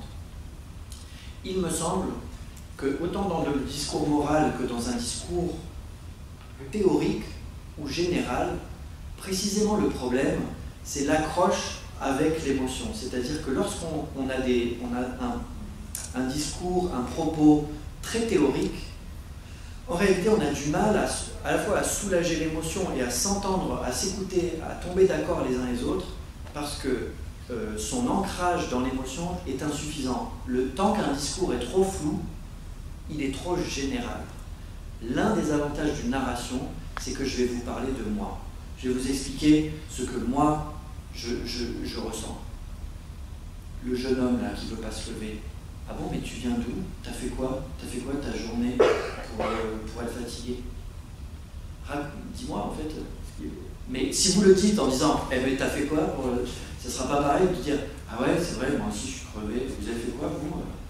Et si peut-être vous commencez à raconter un tout petit peu de votre journée pour restaurer la confiance de cette personne, pour qu'elle ait envie de se raconter ensuite, vous allez voir que ça produit des effets vraiment spectaculaires. Donc, la narration, encore une fois, elle est efficace, d'une part parce qu'elle est plus proche de l'émotion, et elle est plus proche de l'émotion parce qu'elle est plus proche de l'individu. C'est-à-dire que c'est très difficile pour des gens qui ne sont pas formés à ça, d'avoir un discours général qui soit suffisamment sincère pour soulager quelque chose de l'émotion, pour exprimer l'émotion. Alors que la narration y arrive très facilement, et en plus, je finis là-dessus, la narration a un avantage, c'est qu'elle n'est pas soumise à une validation extérieure. C'est-à-dire que c'est vrai ce que je vous raconte, et c'est vrai parce que je vous le dis, c'est parce que, voilà, moi ce qui m'est arrivé aujourd'hui, c'était ça. Et je sais si c'est vrai ou pas. Je n'ai pas besoin que vous validiez, quoi. Et donc il y a réellement, la structure même du rapport au vrai change lorsqu'on entre dans la narration. Donc l'idée c'est ça, c'est de faire en sorte que les gens vous racontent des choses, ceux avec lesquels vous êtes en conflit, essayez de restaurer la confiance dans la véridicité, c'est-à-dire la capacité à dire le vrai, par le biais narratif. Ça m'est apparu comme l'une des stratégies quand même les plus efficaces. Oui, j'avais noté ce point aussi qui m'avait intéressé. Je voudrais juste signaler pourquoi ça m'a intéressé.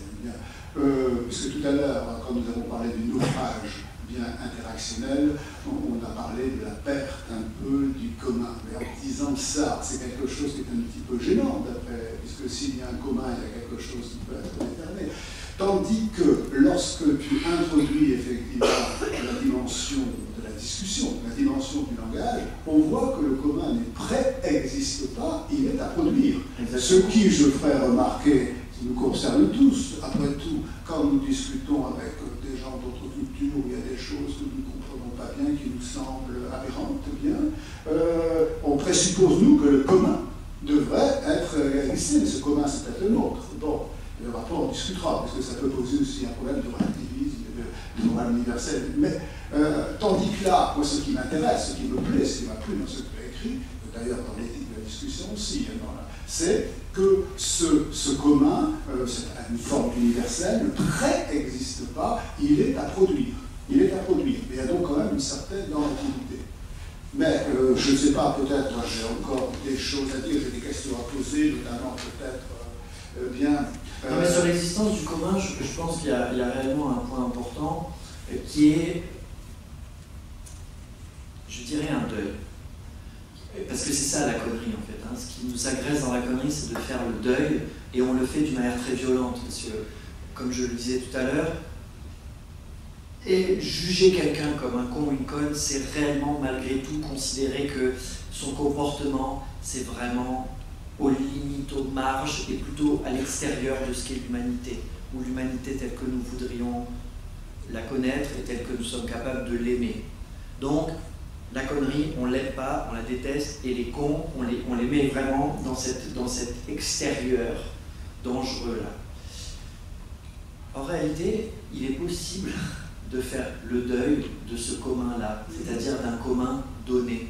Bah oui, vous êtes surpris ou surprise, mais la personne, elle ne se comporte pas comme vous voudriez, et ça, pour le coup, en fait, il faut l'accepter. Quelque chose s'effondre, qui était justement votre présupposé du commun. C'est-à-dire, en gros, dès que vous voyez des pipettes sans plumes, vous pensez, ah bah tiens, c'est un être humain, on va pouvoir s'entendre.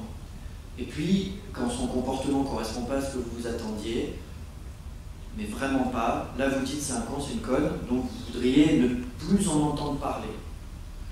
Bien, et ben l'idée c'est que, en fait, il faut faire ce deuil. Il faut faire ce deuil du commun donné, il faut faire ce deuil du commun universel, et peut-être, si le deuil vous paraît trop douloureux, simplement refaire ce travail de suspension dont je parlais tout à l'heure, c'est-à-dire, ok, peut-être, j'en sais rien, peut-être il y a du commun, peut-être que les pipettes sans plumes ont tous quelque chose en commun, mais pour l'instant, on va le mettre entre parenthèses et on va le restaurer à une échelle locale. Peut-être que c'est valide universellement, je sais pas, mais pour l'instant, là, on n'a pas le temps. On n'a pas le temps, Kant est mort, on ne peut plus en discuter avec lui, on s'en fout, on se concentre sur le pratique. Et c'est ça, en fait, c'est là où, justement, je rencontre Habermas, parce que dans l'agir communicationnel, il y a une idée pratique, c'est-à-dire une idée qui consiste à dire, bon, la vérité, c'est ce dont nous allons débattre. Voilà. Voilà, c'est pas grave, on l'attrapera pas. Mais c'est comme le Graal au milieu de la table ronde. Comme vous savez, les chevaliers de la table ronde, si la table est ronde, c'est parce qu'il y a le Graal au milieu. Il n'y a personne qui va se mettre au centre et dire « moi, la vérité, je parle », puisque ça, c'est la posture de Jésus-Christ dans leur vision. Mais donc, personne ne se met au lieu du commun, personne ne parle pour la vérité absolue, personne ne se met dans cette posture universaliste. On se trouve tous dans une posture qui est locale et qui vise à résoudre des conflits à l'échelle locale. Donc c'est là que quelque chose du commun va se renouer, et justement, c'est ça qui m'intéresse, et ça me paraît important de le dire, c'est que si ça se trouve, dans cette interaction réussie, qui est rétablie à échelle locale, en fait, ce qu'on réalise, c'est le grand commun, c'est la belle humanité avec un grand H, c'est le grand universel avec un grand U, Et c'est une chose dont j'ai beaucoup discuté avec mes collègues du Quai Branly, où j'ai travaillé à une époque, et où on réfléchissait sur ce que c'est que l'universel dans le dialogue des cultures. Comme vous le savez, dans le dialogue des cultures, toutes les cultures ne sont pas à égalité. Il y en a qui parlent plus fort que d'autres, et puis il y en a même qui parlent à la place d'autres. Et donc ce qui m'a intéressé, c'était justement de penser cette humanité à venir, ce commun à fabriquer, et justement la possibilité de penser aussi que peut-être quand même, quand on y arrive, quand ça marche, si ça se trouve, c'est pas si modeste qu'il n'y paraît, et si ça se trouve, c'est réellement peut-être le retour du grand universel, de la belle humanité dont on rêvait. C'est juste que pour la réaliser, pour la vivre, pour qu'elle ait une réalité pratique, il faut la mettre entre parenthèses et travailler petit. Ça me paraît vraiment important. Vous savez qu'Esther Duflo et tout le Poverty Action Lab, qui est son laboratoire de recherche, ont eu le prix Nobel d'économie cette année, justement parce qu'ils travaillent sur du petit, du local. Ils n'ont pas de grandes théories sur ce que c'est que la pauvreté. Ils vont dans des villages, ils font des tests, ils voient en fait si ça marche ou si ça ne marche pas. Et il y a plein d'actions qui marchent dans un village et qui ne marchent pas dans un autre. Donc réapprendre cet esprit pratique local, c'est l'un des enjeux dans notre cadre de l'éthique interactionnelle. Merci. Alors moi j'ai encore quelque chose à dire, je pourrais en parler encore très longtemps, mais je crois qu'il serait peut-être temps de vous donner la parole, ou bien quand même pas priver de cette parole. Alors si vous avez des questions à poser. Il y en a peut-être? Ah, j'ai cru voir un bras, le voici. Merci. Oui, est-ce que, par exemple, si on imagine que les personnes souhaitent s'imposer, disons que c'est une vision que j'ai, je pense que certaines personnes, je vais imaginer une situation abstraite, certaines personnes pensent s'imposer, ont besoin entre guillemets, besoin de s'imposer, en exerçant une sorte de contrainte, c'est-à-dire pouvoir, c'est-à-dire une contrainte sur l'autre. Est-ce que vous qualifiez ça de connerie? Le fait d'avoir ce besoin de s'imposer. Je vous donne un exemple. On connaît le coup des radars. Alors, il y a mille raisons, des bonnes, des mauvaises, etc. Moi, j'ai aussi l'impression qu'entre autres, une des raisons, c'est que une poignée de hauts fonctionnaires a ce besoin, entre guillemets, non identifié par eux-mêmes, a ce besoin de s'imposer, de dire à la population, nous sommes les maîtres, nous allons vous faire rouler à telle vitesse, que ça vous plaise ou non. Alors, est-ce que ces gens, vous allez les qualifier de cons, entre guillemets? Alors, je dis bien, ce n'est pas la seule raison pour la limitation de vitesse. Bon, c'est pas forcément non plus un amour de ces gens-là pour la population française en général. Je parle du glyphosate, c'est quand même eux qui luttent contre la restriction du glyphosate. Alors, c'est intéressant parce que votre question soulève le problème de la connerie institutionnalisée. Parce qu'en fait, il y a une connerie qui est liée à la structure même de l'État qui, justement, permet à des instances très éloignées de la base de la démocratie, qui, comme son nom l'indique, est le gouvernement par le peuple, dans le système représentatif qui a été mis en place dès la Révolution, la question de la représentation était très débattue puisqu'il y a quand même un couac par rapport à ce qu'était la démocratie athénienne, qui était une démocratie directe. À partir du moment où on est dans une démocratie représentative, la connerie s'introduit structurellement, puisqu'il va y avoir une légère inadéquation, mais c'est nécessaire, quels que soient les élus, il va y avoir une légère inadéquation entre la volonté du peuple en général, et en particulier de chaque individu pris séparément, et les décisions prises par les représentants. Donc, vous voyez, le problème, c'est pas de savoir est-ce que les personnes, les individus qui sont au pouvoir sont des cons ou pas.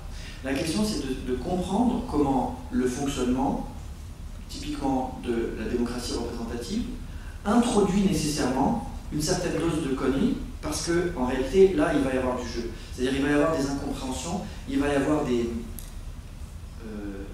je dirais, des voix mises au silence. C'est-à-dire que ceux qui vont parler au nom de tous vont faire taire une partie de ceux au nom desquels ils sont censés parler.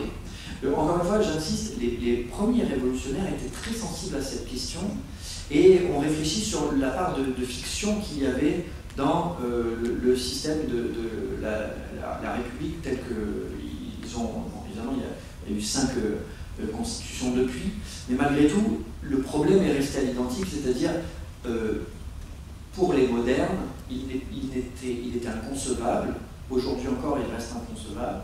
J'espère qu'au XXIe siècle, il redeviendra possible d'envisager des formes de démocratie directe. Tant que nous sommes dans une forme de démocratie qui est fondée sur la représentation, il est nécessaire que, encore une fois, de l'inadéquation soit introduite. Donc, vous jugerez qu'il s'agit de décisions connes lorsqu'elles vous contrarient, vous ne les sentirez pas lorsqu'elles iront dans votre sens ou qu'elles correspondront à vos convictions. Ça, ce sera, en fait, ça, encore une fois, ça aussi c'est structurel, c'est-à-dire de temps en temps vous serez content, de temps en temps vous ne le serez pas, et ça fait un peu partie du jeu, en fait. Et donc là aussi, c'est intéressant comme question parce que ça nous permet de rappeler qu'encore une fois, l'idée, ça n'est pas de se débarrasser des cons, et ça n'est pas de considérer que la connerie c'est un mal ou un méfait. C'est une structure, elle imprègne certaines interactions, et typiquement la politique à partir d'une certaine époque, mais il faudrait voir parce qu'en fait même dans la politique athénienne il y a de la connerie, hein. Mais en tout cas dans celle dont on parle ensemble, irréellement il y a une connerie qui est structurelle. Voilà. Oui. Là-bas il y a des questions. Ah oui, non, excuse-moi. Il y a plusieurs questions. La parole. Il y a monsieur là, puis ensuite là. Oui, merci de cette conversation tout à fait intéressante qui donne beaucoup à penser. Et donc on a hâte de lire le livre pour voir aussi s'il y a des effets de présentation qui peuvent être peut-être ouvrir à des lectures différentes. Alors, moi, en vous écoutant avec beaucoup d'attention et beaucoup d'intérêt, je me pose la question de ce qui peut unir des exemples de situations aussi différentes que le jeune type qui laisse pas sa place à une vieille dame ou à une femme enceinte dans un transport public, et votre sœur qui doit se démêler des conséquences d'une relation avec son ex-conjoint. Parce que dans un cas, c'est l'immédiateté de la rencontre avec un inconnu. Dans l'autre cas, c'est la situation dans laquelle s'est construite une interaction qui est faite de couches d'interaction sur le très long terme. Par ailleurs, on peut penser que dans un cas, la constitution d'une discussion qui va faire émerger de la vérité dans la recherche d'un commun reconstruit est presque rendue impossible par la situation de la brève rencontre dans l'espace public, alors que dans l'autre, il est plus facile de trouver, ou plus difficile de trouver les chemins de cela.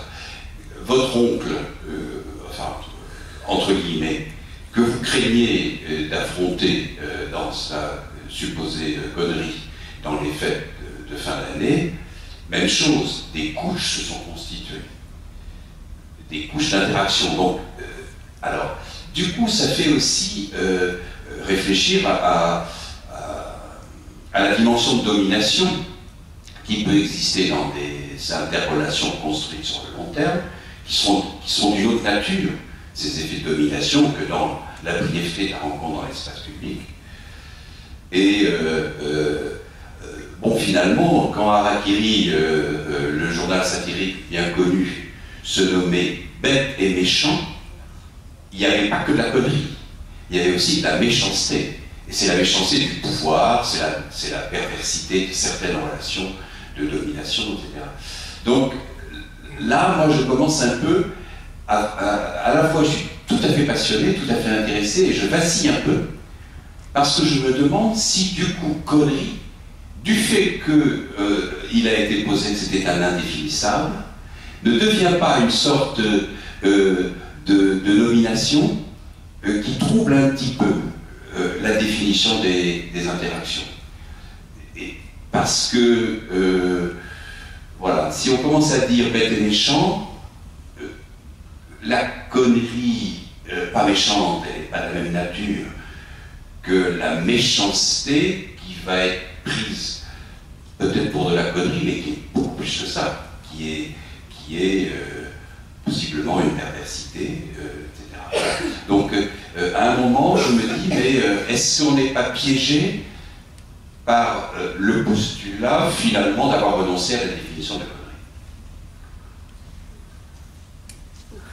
C'est marrant, ça, comme question. C'est marrant parce que c'est vraiment très malin.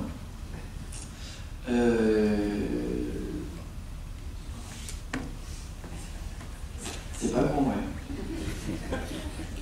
En plus, moi je dis beaucoup de conneries en général. C'est pour ça que j'écris d'ailleurs, ça m'évite, ça me permet de les corriger. Non, tâchons de réfléchir sérieusement. La question de la nature des interactions, en réalité, rejoint celle de la temporalité. Et vous avez tout à fait raison de dire que on ne peut pas traiter de manière univoque des interactions très rapides et des interactions de longue durée. Ça n'est juste pas possible. D'accord ? Ça, c'est un premier point que je trouve très intéressant, et justement, ça c'est vrai aussi que le livre tient compte. Justement, le livre essaie de mettre en place des différences. Là, on parle rapidement, puis on parle des cons, et je prends mes exemples à droite et à gauche, mais malgré tout, tout ne se ressemble pas, et donc, encore une fois, je pense que vous avez mis le doigt sur une des grandes différences, c'est-à-dire qu'il y a réellement des temporalités. J'ai failli tomber dedans tout à l'heure, quand je me suis dit, non, c'est vrai que c'est presque impossible de résoudre le cas du bus, et puis d'un coup, je me suis rendu compte, je pense qu'en réalité, c'est probable que si. C'est probable que quelqu'un va se lever, et donc que le conflit va se résoudre. Et du coup, ça m'amène à une deuxième réponse qui va moins dans votre sillage, et qui serait d'attirer votre attention peut-être moins sur la temporalité que sur, je dirais, le développement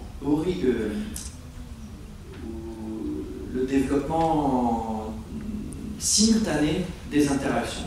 C'est-à-dire que dans une configuration compliquée, où beaucoup de personnes sont impliquées, en réalité, ça n'est pas tellement l'ancienneté des interactions qui complique les choses, c'est plutôt le nombre de personnes impliquées. Typiquement, qu'est-ce qui complique les rapports entre ma sœur et son ex? Mais les enfants, bien sûr, et la belle-mère, et le nouveau compagnon, et les parents, et le nain. En fait, à bien y regarder, et l'expérience a l'air de le confirmer, ça n'est pas tellement l'histoire d'une interaction qui lui donne sa couleur, ou sa force, ou sa polarité. C'est plutôt la configuration. Alors évidemment, la complexité de cette configuration est proportionnelle à l'histoire de l'interaction.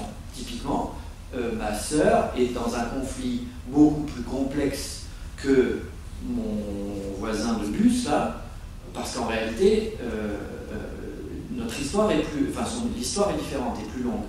Mais encore une fois, je pense qu'on peut convertir conceptuellement ce qui apparaît comme historique, comme temporel, et l'aplatir dans une considération simultanée en termes de configuration. Pardon, votre question était subtile, j'ai été contraint de fournir une réponse un peu compliquée. S'il vous plaît, poser les questions de manière assez bref, désolé. Assez rapide, pardon.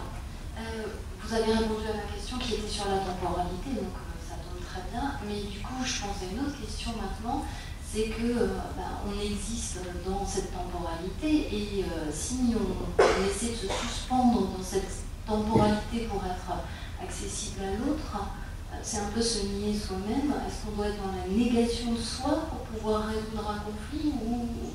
Merci, ça c'est une très belle question, c'est très important.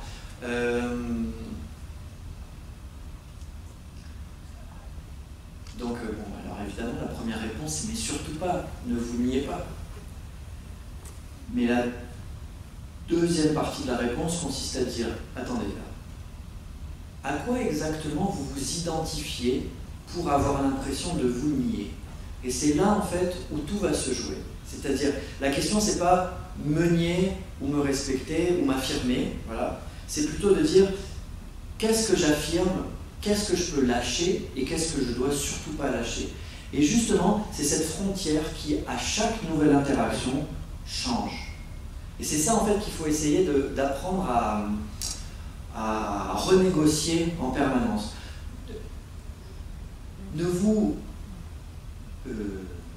sclérosez pas sur une définition de vous-même et ne vous abandonnez pas dans une sorte de fluidité liquide, pour reprendre un terme de Zygmunt Bauman. Tout est liquide, l'amour liquide, la vie est liquide, tout passe et vous perdez complètement le sens des réalités, quoi. Pour ça, en fait, je vais vous répondre en utilisant les stoïciens. Vous savez, c'est le début du manuel d'Épictète, il y a des choses qui dépendent de nous, des choses qui ne dépendent pas de nous. Et on a tendance à considérer que cette division chez les stoïciens construit une sorte de forteresse intérieure, c'est-à-dire il faudrait vous barricader et savoir que la frontière est radicale entre les choses qui dépendent et les choses qui ne dépendent pas de vous. En réalité, on s'aperçoit bientôt que ce qui dépend de moi, c'est ma volonté. Sauf que la volonté, c'est quelque chose de très malléable en fait, et que tout le travail moral, selon les stoïciens, consiste justement à refaire la frontière, à sans cesse la redéfinir. Et c'est ça en fait que j'essaye de repenser, je le formule d'une autre manière, mais c'est de penser cette frontière entre vous et l'autre comme étant fluide. C'est-à-dire que si vous agresse, au lieu de contre-attaquer, au lieu de vous enfermer dans votre forteresse, vous allez juste avoir l'intelligence de la vague et pas la dureté du rocher. Et ça ne veut pas dire vous renoncer, ça veut dire que vous allez ruser. Et je pense que si on n'accepte pas de ruser, par définition, c'est quoi le contraire de la ruse? C'est la force. Donc si on veut résoudre les conflits autrement que par la force, il va falloir accepter la dimension de la ruse. Et encore une fois, pour terminer sur ma réponse, cette ruse, elle implique son rapport à soi-même. Il faut quand même apprendre à ruser avec soi-même, je crois. Une dernière question. Oui. Alors, un exemple flagrant dont je pensais tout le temps pendant que vous parliez, très bien, c'est l'enseignant devant une classe difficile. C'est-à-dire que les élèves certains sont agressifs. Il faut gérer quand même la classe, mais il faut pouvoir lui répondre de telle façon que tout se passe bien ensuite. Voilà. Tout à fait. C'est tout à fait... en fait, le cadre de la classe en général, c'est-à-dire scolaire, universitaire, pour moi, c'est le cadre par excellence où les cons n'existent pas. Même celui qui vous insulte. Ça n'est pas possible en fait. Vous n'avez, même si dans votre fort intérieur, en fait, vous le pensez, dans l'interaction, c'est exclu par le cadre dans lequel vous êtes en train d'exercer. Donc ça, c'est très fort parce que, justement, je pense que les profs sont des maîtres en la matière, je dirais dans l'accueil, et pour revenir à justement la question précédente, dans le non-renoncement, parce qu'un prof, il a quelque chose à faire, et même, il voudrait amener sa classe à faire une certaine chose, y compris ceux qui l'insultent. Donc il faut être malin, faut vraiment être très malin, parce que quand ça se passe pas bien, il y a beaucoup de ruses, il y a beaucoup de techniques qui font que c'est possible en fait de récupérer ces interactions-là. Et c'est nécessaire parce que sinon on ne peut pas tenir sa classe. Absolument. Et surtout dans les lycées professionnels. Plus on descend dans... Bien, merci. Bon, je crois que nous allons pouvoir clore cette séance. Je rappelle premièrement que ceux qui souhaitent avoir le programme de Cité Philo à Amiens, il se trouve sur la table où on vend des livres. Je rappelle aussi que ceux qui souhaitent prolonger cette réflexion sur le pont peuvent bien sûr acheter le livre qui est en vente là par la librairie du Labyrinthe, de notre partenaire habituel. Ne partez pas sans, c'est dangereux de lire oui, sans. oui. Et d'ailleurs, excusez-moi, je vais vous inviter, vous allez voir à le lire, parce que je vais lire une dernière phrase de Maxime. Alors, voilà pourquoi, en définitive, ce livre vous engage à vous sentir de préférence plus con, après l'avoir lu qu'avant. Parce que vous savez à présent que défendre l'intelligence ne signifie pas se considérer comme habile ou expérimenté, mais affirmer en soi une pure volonté d'apprendre, c'est-à-dire se considérer comme un sujet qui a théoriquement tort. Voilà, aucune raison de ne pas procurer de méditer ce livre, qui, je le rappelle, ne fait appel à aucune, on a parlé un peu de Habermas, etc., mais ça n'apparaît pas dans le livre. Et les spécialistes peuvent sentir que sa présence, mais un non-spécialiste peut s'en passer très bien. Oui, il n'y a pas de note de bas de page, il n'y a pas de référence, il n'y a pas de nom propre dans le Il est écrit une écriture très agréable, drôle, parfois drôle, très drôle, bien. Et donc, écoutez, c'est une bonne lecture pour Noël, un cadeau pour Noël, vous voyez. Voilà, alors bien entendu, il me reste ici à remercier Maxime d'être venu. N'oubliez pas que Maxime était il y a encore quelques jours aux États-Unis, et avant il était au Brésil, bien. Donc il a un décalage horaire.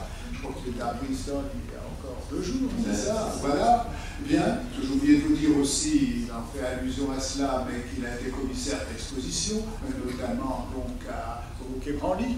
Bon, et que bien sûr, il a écrit également d'autres ouvrages que faire des comptes. Notamment, il y a un livre dont on a beaucoup parlé, c'est le plan Spinoza, où il met en pratique tout ce qu'on a dit, c'est-à-dire essayer de la pensée de Spinoza resituée dans le cercle de relations, toutes les relations, montrer que la pensée de Spinoza est aussi un produit d'un système de relations.